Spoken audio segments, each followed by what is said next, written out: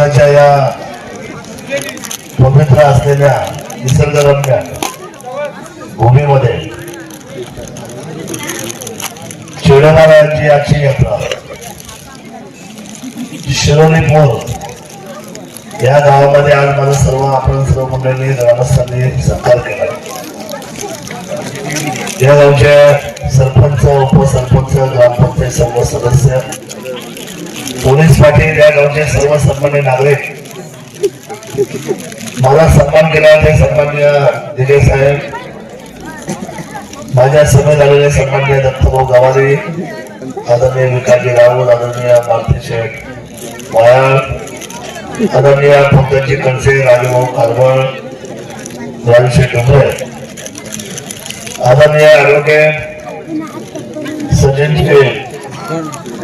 चव्हाण साहेब आणि उपस्थित आपण सर्व सन्माननीय माझे सहकारी बाबाभाऊ असेल, जानकर असेल, आमचा कुंडाळ असेल, उपस्थित सर्व सन्माननीय बंधू भगिनी, अनेक गावचे पाहुणे मंडळी, अनेक गावचे असलेले सरपंच, विविध क्षेत्रात काम करून आमचे सर्व सहकारी शेतकरी बंधू भगिनी आणि त्यांचा या ठिकाणी मैत्री मंडळी आहेत। माझा तालुका मावळ भागातले माझे सर्व सहकारी आपल्या मनोरंजन करत आहेत। आपल्या सर्वांचं या यात्रेच्या निमित्ताने मनापासून स्वागत करतो।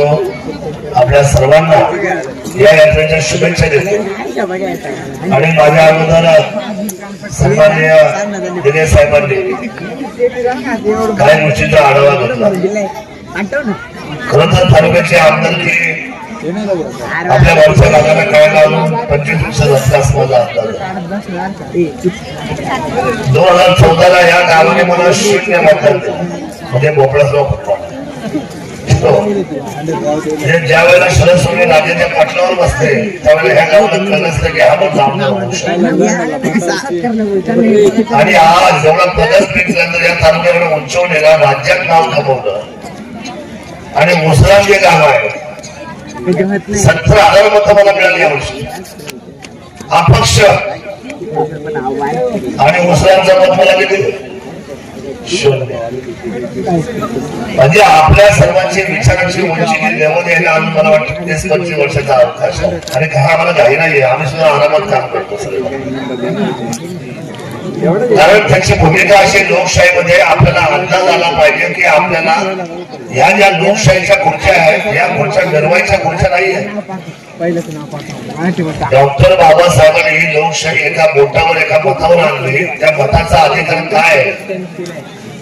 तो मताचा अधिकार मी रात्रीसाठी वापरेल का, 500 रुपयासाठी वापरेल का, 1 टायमाच्या जेवणासाठी वापरेल का, 1 टायमाच्या दारूसाठी वापरेल का, मी नक्की कशासाठी वापरेल? तो एक मताचा अधिकार, एक मताचा अधिकार मी नक्की कशासाठी वापरेल? आणि साहेब ह्या विकासासाठी आम्ही 20-25 वर्ष लागणार काळजी न करू, आपण काही नाही आपल्याला, कारण हे जोपर्यंत कळत नाही तोपर्यंत या सगळ्या गोष्टी पुढे येत नाही। मी आता नेहमी सांगत असतो की कितीही मी माझ्या आयुष्यामध्ये मी 20 वर्ष घडतोय आदिवासी भागामध्ये, माझे इतका झटणारा माणूस कदाचित तुमच्या जातीमध्ये पण नसेल। त्याचं कारण असं आहे की आमच्या मनाला जी धारणा आहे, आमच्या हृदयाला जे लागलेलं आपुलकीचं जे नातं आहे ते या मातीशी घडतं आहे। आम्हाला जात कळली नाही, पात कळली नाही, धर्म कळला नाही, पक्ष कळला नाही। तुम्हाला कसा कळाला हे आज बोला आम्हाला पण कळलं नाही। तुमच्या घरामध्ये यायचं, दशकेमध्ये बसायचं, दशकेच्या ताटावर तुमच्या बरोबर मांडीला बांधून जेवायचं, हे आम्ही केलंय ना आयुष्यभर। या भागामधले सगळे लांब पडायचे रस्ते एका वेळेला आदिवासी भागाचे रस्ते करणारा या जुन्नर तालुक्याचा महाराष्ट्राचा मी पहिला आमदार ठरलोय, हे पण आपल्या सर्वांना सांगितलं पाहिजे। आणि तरी सुद्धा अजून विचार बदलत नाही, परत निर्व्यस्ती आमदार आहे। सुपारीचं खाण माहित नाही, सिगरेट माहित नाही, दारू माहित नाही, मावा माहित नाही, गुटखा माहित नाही, आणि याच्याविषयी कसा आमदार पाहिजे तुम्हाला? उच्च शिक्षित आहे, त्यामुळे आपल्याला दिशा बदलावी लागेल। दशा जर व्हायची नसेल तर दिशा तर बदलावीच लागेल ना आपल्या सर्वांना। मला असं वाटतं की तुमच्या प्रत्येकाची घरं ही स्लॅबची व्हायला पाहिजे। तुमच्या प्रत्येकाच्या घरासमोर ही गाडी, तुम्ही 2-4 नेत्यांना मोठं मागणे तुम्ही सगळे लोक मागे राहिले, तुमचे 4-5 नेते काय करणार, त्यांच्या इष्टची मांडणार, तुमचं काय होणार? मला असं वाटतं की बदल हा व्हायला पाहिजे आणि पुढच्या पिढ्या सुद्धा हे पण असं वाटतं मला, जसं माझं कुटुंब जर समजा उडालंय, ते माझी बायको असेल, मुलं असतील, मुली असतील, हे जर ते जर त्यांच्या आयुष्यामध्ये आमच्या वागण्यामुळे जर त्यांच्या आयुष्यात बदल घडला असेल, त्यामुळे असं वाटतं की ह्या तुमच्या सर्वांच्या आयुष्यामध्ये बदल घडण्यासाठी आमची जबाबदारी आहे. आपण सर्व मंडळींनी येतो पुढच्या कालखंडामध्ये हा भाग विचार करण्याची गरज आहे आणि त्यामुळे असं क्षेत्रफळ भाग मोठा आहे पण मतदान भाग कमी आहे. क्षेत्रफळ सगळ्यात मोठं आहे तुमच्याकडे पण मतदान मोठं आहे. आमच्याकडे क्षेत्रफळ कमी आहे पण मतदान तगडं आहे. माझं स्वतःच गावची लोकसंख्या 30,000 लोकसंख्येची, किती एक पिंपळवाडी 30,000 आणि त्यांना 8 मतदान होतं. म्हणजे आज 18,000 मतदान होतं. 18,000 जवळजवळ 15,000 मतदान मी एकटा घेतो. म्हणजे तुम्ही अजून समजून घे, ही गणित आहे राजकारणाची, तुम्हाला समजत नाही, लक्षात येत नाही. त्यामुळे मला असं वाटतं की आपल्या सर्वांनी अतिशय विचार करून आपल्या गावचा, आपल्या परिसराचा, तिथे सुंदर रस्ते केले, तिकडे आंबोलीपर्यंत, आपटाळ्यापर्यंत, आंबे हातीपर्यंत, सुकाळवेड्यापर्यंत, कोकणेश्वराचं सभागृह, कोकणेश्वराचं सभामंडप आहे. कोण बायकाला जन्माला नाही आला तुम्हाला मी सांगतो, पैसा मिळवणे असे मोठमोठे अधिकारी आपल्या भागात सुद्धा आहे. कोकणेश्वराला आपण दैवत मानतो, पण एक अधिकारी म्हटलं नाही का मी हा संपूर्ण सभामंडप स्वतःच्या खिशातून मानतो.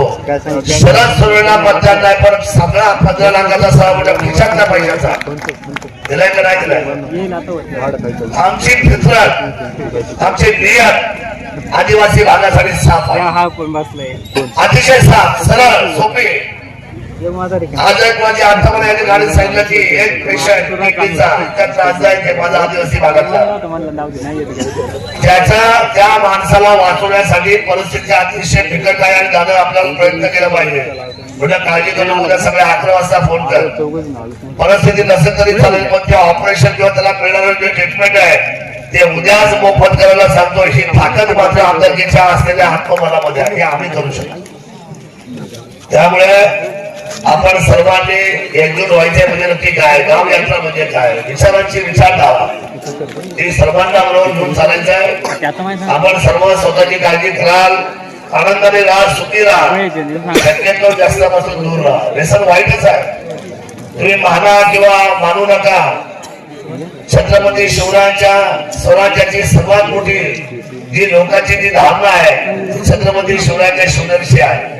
त्यामुळे हा तालुका विचार, आचार आणि संस्काराने मोठा आहे, अधिकाराने मोठा आहे. उद्याची शिवजयंती यावर्षी फार मोठ्या प्रमाणामध्ये होते आहे आणि 18 तारखेला शक्यतो तुम्ही सर्वांनी सायंकाळी 18 तारखेला सायंकाळी शिवजयंतीचा फायर शो आहे. हा फायर शो भारतातला सगळ्यात 1 नंबरचा फायर शो होतो आहे आणि खाली तुम्ही अजून लक्षात येईल 18ला शक्य झालं तर 18 मध्ये पण तुम्ही जर सगळे खाली आले तर हा नेत्रदीपक फायर शो माझ्या सगळ्या आदिवासी बंधू भगिनींना पाहता येईल. मी आपल्या सर्वांना शिवजयंतीचं आमंत्रण देतोय. 3 दिवस अतिशय सायंकाळचे पण कार्यक्रम मनोरंजनाचे मोठे आहेत. शिवजयंती माझ्या खांद्यावर आहे कारण मी पालक आहे आपल्या सर्वांचा. आपल्या सर्वांना शिवजयंतीचं आमंत्रण देतो.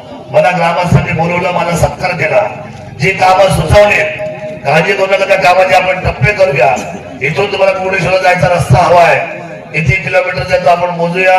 दत्ता भाऊ यांचे सगळे प्रस्ताव दिले ते घ्या. हे थोडं अडचणीतलं गाव आहे, आतलं गाव आहे.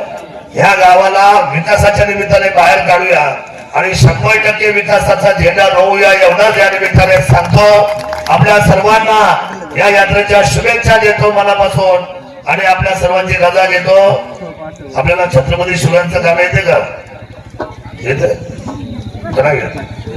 आम्ही कडवं बोलायचं मला शिवरायांचे सुंदर एक आपल्या सर्वांना शुभेच्छा देतो आणि थांबतो. जय हिंद, जय महाराष्ट्र, जय शिवराय, जय आदिवासी.